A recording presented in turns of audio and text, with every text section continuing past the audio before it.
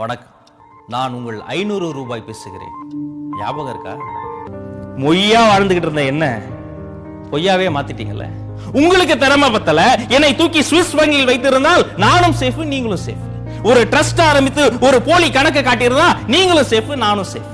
இன்னைக்கு என்ன நாளா சுத்தி கடலை எல்லாம் போட்டு போட்டோ எடுத்து Facebookல போடுற, ட்விட்டர்ல போடுற 500 ரூபாயா நான் அறிமுகமானப்ப எவ்வளவு ராஜ மரியாதை. பாக்குறவள தொட்டு தொட்டு கும்பிட்டாண்டா. நெஞ்சுக்குள்ளே வச்சிருந்தான், வெளியே எடுக்க மாட்டான். ஐயோ கடவுளே வந்துருச்சுன்னு சொல்லி சொல்லி கும்பிட்டான். என்னுடைய வாழ்க்கை உங்களுக்கு சொல்லி தரும் பாடம் என்னன்னு உங்களுக்கு புரியுதா? இந்த உலகம் உங்களை தலையில் தூக்கி வைத்து கொண்டாடும்.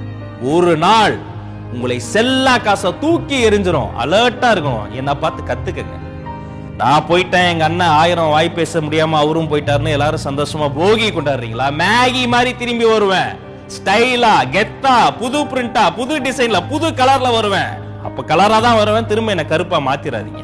வறியவன், விவசாயி, வியாபாரி இவங்க கிட்ட எல்லாம் வளர்ச்சி நிதின்ற பேர்ல என்னைய சுரண்டி சுரண்டி எடுத்தீங்களே.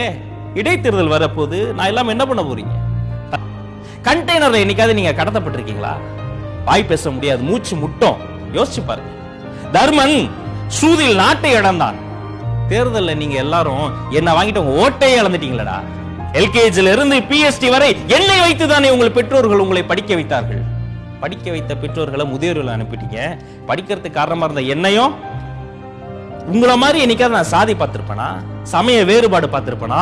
உயர்ந்தவன் தாழ்ந்தவன், ஆண் பெண் பாகுபாடு வேறுபாடு எதுவுமே பார்த்ததில்லடா. உன்னை விட ரொம்ப யோக்கியமானவனா, உன்னை விட ரொம்ப வெள்ளையான மனசு எனக்கு இருக்கு. என்ன பார்த்து நீ கருப்புன்ற? நானாடா உன்னை ஏடிஎம் வாசல்ல நிக்க சொன்னேன். நீ நைட்டு ஃபுல்லா நின்னுட்டு ஐயோ 500 ரூபாயா, இவன் வேணா நீ என் தம்பி 100 ரூபாயா கேக்குற? என்ன பண்ணுவான் பாவம்? டே நைட்டா வேலை பார்த்து அவன் வாய் பேச முடியாம டயர்டாகி தூங்கிட்டு இருக்கிறான். 100 ரூபா அவன் கூட பரவாயில்ல. புதுசா 2000 ஒரு பெரிய அண்ணாச்சியை கூட்டு வராங்களாமே. எனக்கு அது கண்டெய்னர் அண்ணாச்சி சைஸுக்கு ஷேர் ஆட்டாவே போதும். பயங்கரமா டிராவல் பண்ண போறாருன்னு நினைக்கிறேன். அப்புறம் என்ன கருப்பு பணம்னு சொல்லாதீங்க.